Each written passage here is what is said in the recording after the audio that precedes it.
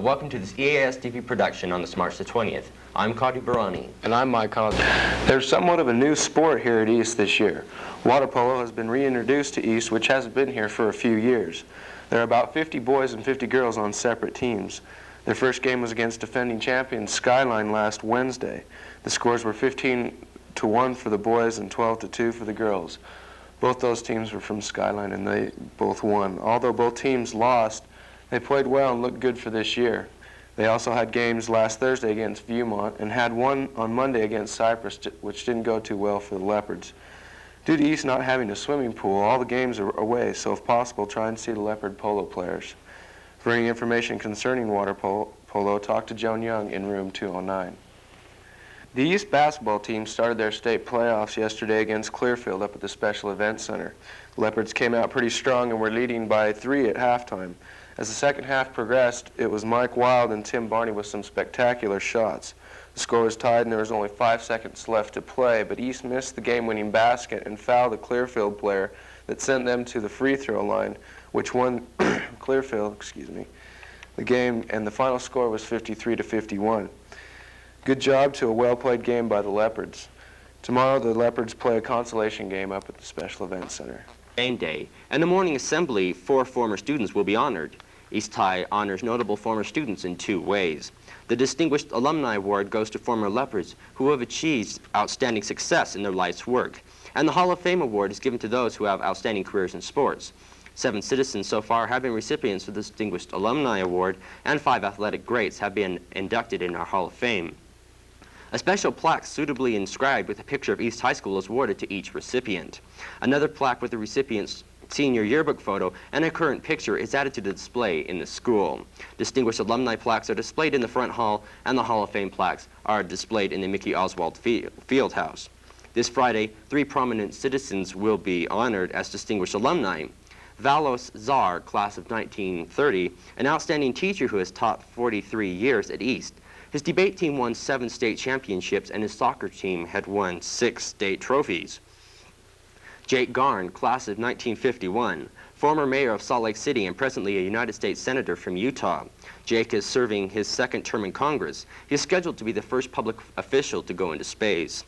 Russell M. Nelson, class of 41, a world-renowned heart surgeon. Dr. Nelson has a distinguished career and has earned him numerous honors. He was called in April last year to be the apostle of the Church of Jesus Christ of Latter-day Saints. This year, the first woman athlete will join the Hall of Fame. Janet Thurgood, class of 1958, a student body officer when she attended East. Janet was active in athletics in school and after graduation. During the 1960s and 70s, she won several golf tournaments, played in the Utah Lakers basketball team, and ranked in the Intermountain tennis. A reminder to junior students, if you are planning to apply for a junior enrichment program at the University of Utah, the deadline is April 15th. Also, if you're a sophomore and planning to apply for the Summer Scholarship Academies, the deadline for applications is May the 24th. The age group is 13 to 16. Utah Technical College is requesting that all applications for their college be turned in now. The scholarships are going to be going out, and they need to have an accurate count of applying students. Betty Ackerland has just received a folder full of summer school information from across the country. If this interests you, contact Betty Ackerland in the Counseling Center. The University of Utah is holding an orientation for junior students and their parents on April 9th at 7:30 in the auditorium. The representative will discuss the entry requirements, scholarships, etc. Sophomore students are also invited to attend with their parents. Girls, get out and grab a guy who would look great in a black tuxedo quickly, because the Girls' Choice Dance is rapidly approaching. The black and white themed dance will be held in the more elegant atmosphere of the ballroom this Friday night. It's still not too late to ensure yourself a great weekend, so get it, women of East. Now here's Marie with entertainment. Thanks, Kadri. Auditions for the latest theatrical production were held Monday, March 11th. Thespians will be performing the 3 phases of drama: tragedy, comedy, and absurd. All plays are 1 acts. The comedy is The Proposal by Anton Chekhov, which deals, oddly enough, with a marriage proposal. The Lottery is the tragedy. The play is adapted from Shirley Jackson's short story of the same title. The absurd play is The Bald Soprano by Eugene Ionesco. It has been termed an anti-play. All plays are in rehearsal, and each play has a different director and cast. The plays will run April 15th, 16th, and 17th, and should prove to be highly enjoyable. Ever hear of a guy named Christopher Durang? How about Stephen Sondheim? If you recognize the names of these two famous playwrights, you'll be interested to know that they'll be in town this weekend to view In a Coal-Burning House by Jeffrey Kinghorn at Salt Lake City Acting Company. Durang and Sondheim are affiliated with the Federation of Dramatists Guild, which along with CBS Incorporated have sponsored the production of new plays around the country with special grants. SLAC received such a grant, and as a result, you can see In a Coal-Burning House beginning Friday at 8 p.m. Call 363-0525 for more information. Wowie, what great shows, said an excited Elizabeth Pitts in an interview at her home. She was, of course, referring to the forthcoming movies at the Blue Mouse. Today and tomorrow, Fitzcarraldo with Klaus Kinski is showing, and on the weekend, Metropolis will entertain those adventuresome enough to venture onto the screen to the year 2024. Next week, a relatively obscure show, Mike's Murder, will play. This show stars Deborah Winger and has been reviewed as excellent by Chris Hicks of the Deseret News. The New Shakespeare Players are looking for playwrights and directors to have their works produced. The company has its residence at Westminster College, and information is available by calling 486-6294. If you have written a play worth producing or know someone who has, be sure to check out this opportunity, as it may be the big break that leads to a fabulous career. And here is a short feature showing how East outclassed Thailand, followed by a word from our principal, Dr. Lamar Sorensen.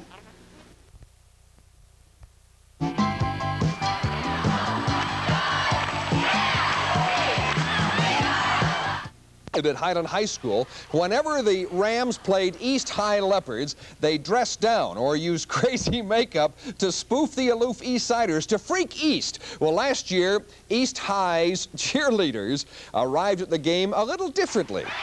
Look at this. Now, the East cheerleaders came in tuxedos.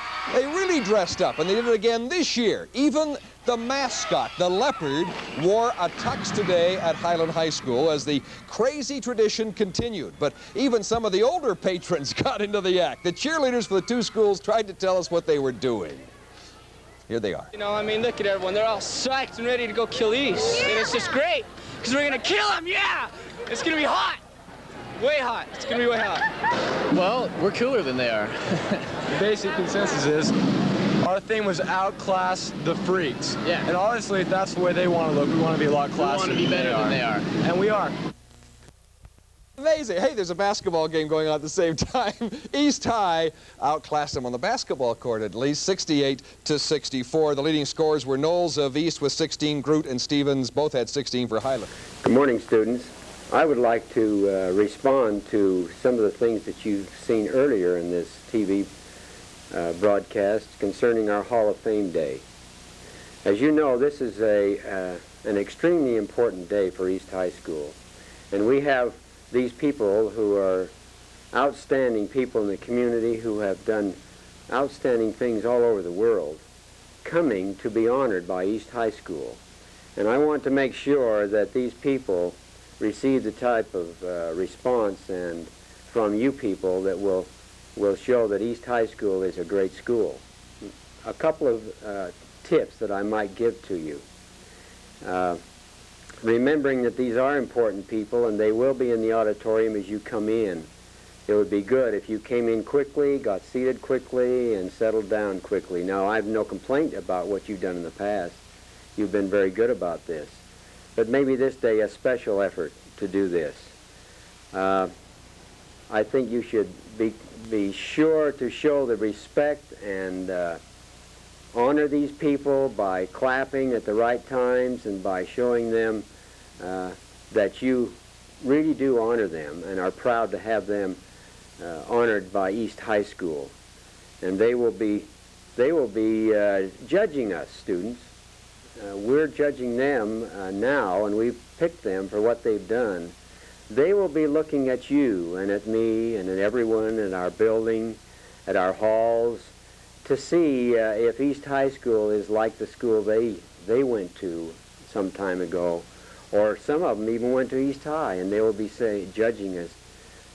And I just want to make sure, students, that we make this an outstanding day for East High School, that this program is taken seriously by you, and that these people are really treated royally by our school on that day. I know you'll do this. I just have every confidence that you will. Thank you. Thank you for watching. This has been a production of East High Television.